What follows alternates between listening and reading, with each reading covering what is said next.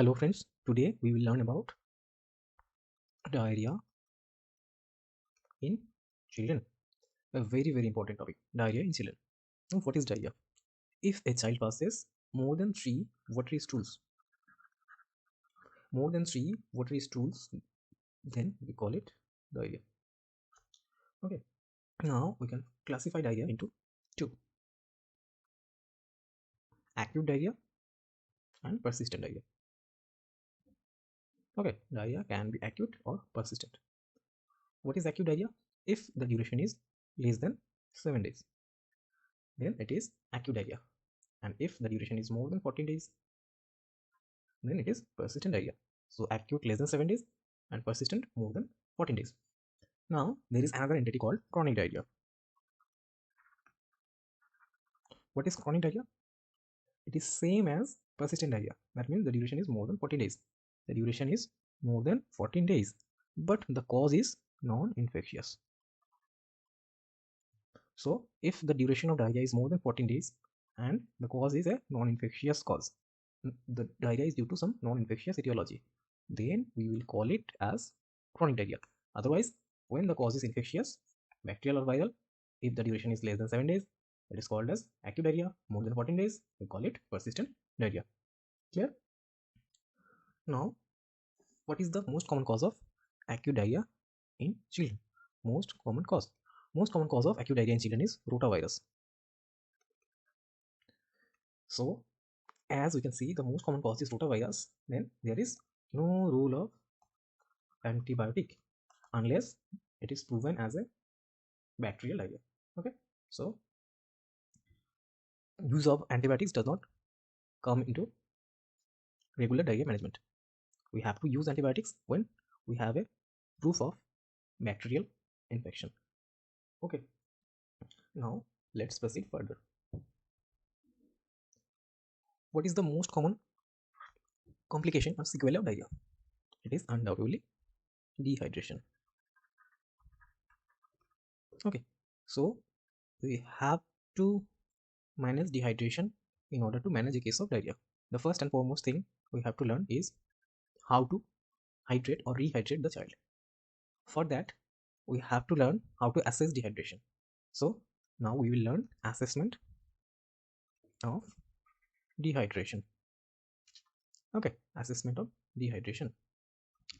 Now we can divide dehydration into 3 categories. Number 1, no dehydration. Number 2, some dehydration. And number 3, severe dehydration.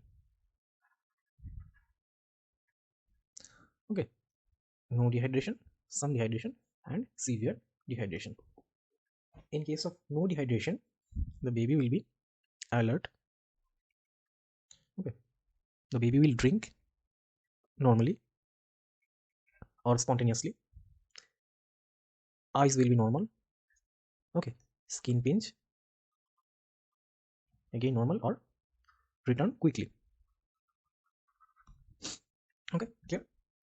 Now, in case of some dehydration, the baby will be irritable or restless. Irritable or restless. There will be intense thirst.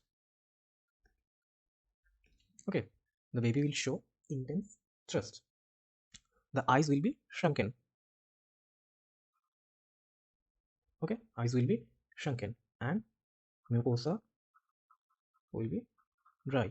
Here the mucosa will be normal or white. Okay, now in case of severe dehydration, the baby will be lethargic or floppy. The baby will not be able to drink. Okay, unable to drink. Eyes will be very much shrunken. Okay, mucosa will be very dry and skin pinch will go off very slowly. It will take more than 2 seconds. Okay, so in case of no dehydration, the baby will be alert. He or she will drink normally. Eyes will be normal. Skin pinch will go back quickly and mucosa will be normal or wet.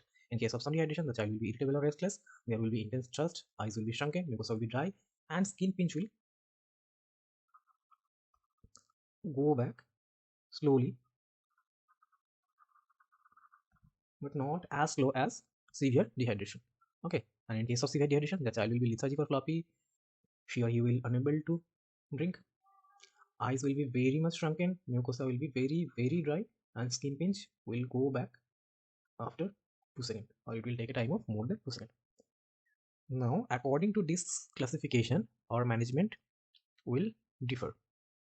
Okay, if a baby with diarrhea comes with no dehydration, okay, then we will follow something called plan A. In case of some dehydration, we have to follow plan B, and in case of severe dehydration, we will follow plan C. Now, what is plan A? Let's see. In plan A, we have to replace the ongoing loss. Replacement of ongoing loss. What does it mean? It means every time the child passes stool, we have to provide ORS 10 to 20 ml per kg body weight. Okay, so every time the child passes stool, we will give him or her ORS 10 to 20 milligram per kg body weight. Okay, nothing more need to do. Now come to some dehydration. The plan D. Here we have to replace the ongoing loss, and as the child is dehydrated to some extent, we have to correct that dehydration. Correction of dehydration. So what will we do? We will give ORS again, this time 75 ml per kg body weight over 4 hours. Okay, we have to give ORS 75 ml per kg over 4 hours for some dehydration. Clear? Now the most important one, severe dehydration, the plan C. Let's see it. In plan C, we have to replace a total 100 ml per kg fluid loss.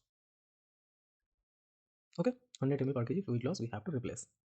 How to replace? We'll replace it 30 ml per kg first, then 70 ml per kg, a total of 100 ml per kg. Now, how to give this 100 ml per kg fluid? Okay, it will depend on the age of the child. Age of the child, first 30 ml per kg, the next 70 ml per kg. If the child is less than 1 year old, then we have to give the first 30 ml per kg fluid over a period of 1 hour. Okay, and after giving this 30 ml per kg, the next 70 ml per kg will be given over a period of 5 hours. Okay, it will be done in case of a child who is less than 1 year old. But what if the child is more than 1 year old? Then the first 30 ml per kg will be given over half an hour. That means half of the time taken in case of less than 1 year. And the next 70 ml per kg will be given over a period of 2.5 hours. Okay, the time is half for more than 1 year old child. Okay, now which fluid to prefer? Which fluid to prefer to rehydrate the child?